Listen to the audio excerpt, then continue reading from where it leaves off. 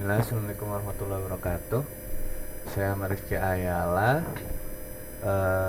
Di sini kita akan menjelaskan mengenai pengembangan model decision tree untuk klasifikasi dengan penerapan pada dataset merek kamera menggunakan 1000 kamera dataset. Di sini kita decision tree itu merupakan model atau algoritma yang telah dikembangkan dengan cara dilatih, kemudian mereka akan memberikan evaluasi dan hasil dari prediksi yang telah ditetapkan pada algoritma yang telah dikembangkan. Biasanya untuk melakukan prediksi cuaca, prediksi keadaan lalu lintas, atau prediksi suatu gambar, atau prediksi suatu tren yang sedang terjadi, atau prediksi yang barang yang sering digunakan. Di sini kita menggunakan dataset kamera dengan memprediksi kemungkinan kamera apa yang paling sering digunakan oleh masyarakat. Nah, kemudian di sini untuk landasan teori pada decision tree yaitu artificial intelligence. Dengan pengembangannya kita mendasari dari buku Python Artificial Intelligence Project for Beginner. Nah, di sini kita akan menjelaskan dari chapter 1 terlebih dahulu dengan penerapan pada dataset 1000 kamera yang telah kita tetapkan. Langsung ke bagian code-nya. Di bagian code-nya saya sudah mengambil dataset berupa 1000 dataset untuk kamera. Kemudian di sini kita set terlebih dahulu karena datanya itu berbentuk masih ngacak, atau datanya sendiri itu masih tidak beraturan dan tidak per kolom-kolom, sehingga di sini kita harus set dulu, set baris dengan sesuaikan dengan nama kolom yang ada. Kemudian baru kita tuliskan untuk nama kolomnya dan kita tampilkan 10 data teratasnya. Kemudian di sini kita set untuk ngambil data pertama pada kolom brand, kemudian pada kolom model, dan kita cek apakah ada data yang kosongnya. Setelah kita set fitur dan brandnya, kemudian kita cek apakah ada data kosong atau tidak.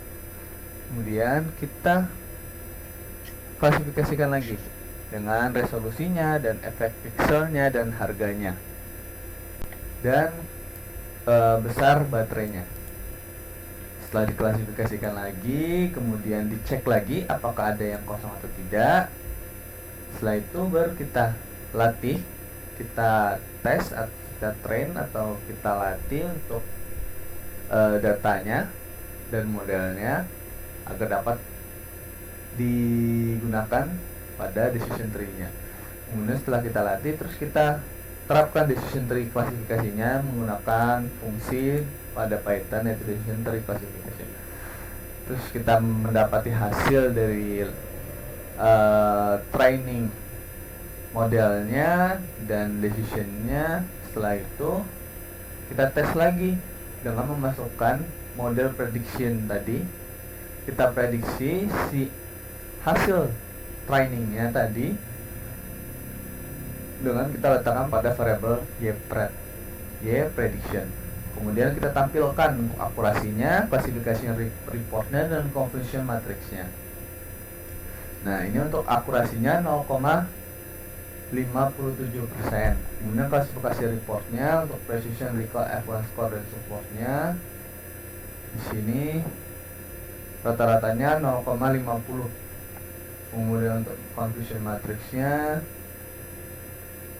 kemudian kita latih kembali dengan F1 score dan kita dapati di sini akurasinya 0,50.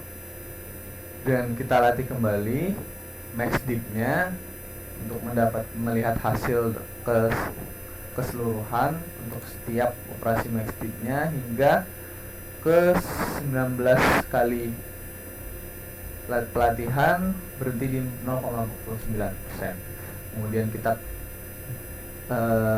buatkan lagi modelnya ke dalam model decision tree dengan mendapati hasilnya. Kemudian kita tampilkan confusion matrixnya dalam bentuk visualisasi data. Di sini terdapat beberapa data yang sering dipakai, seperti contohnya Olympus.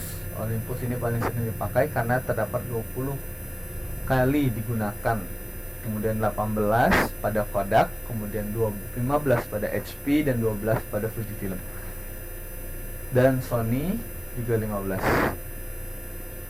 Kemudian setelah kita menampilkan confusion matrixnya, kita visualisasikan untuk diagram decision tree-nya.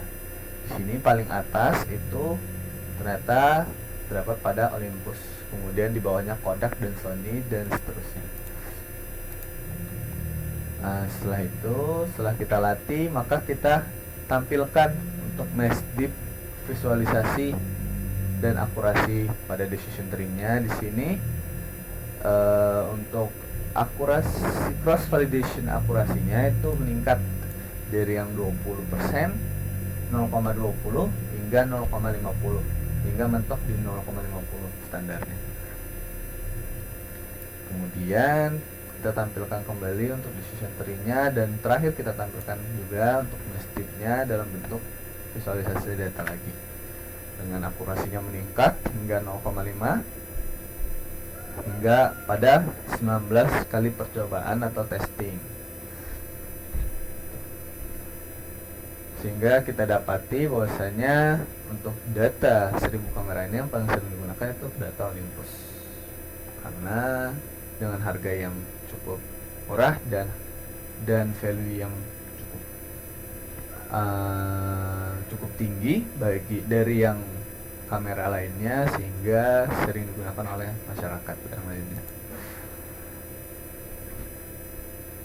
Mungkin sekian video dari saya. Terima kasih. Assalamualaikum warahmatullahi wabarakatuh.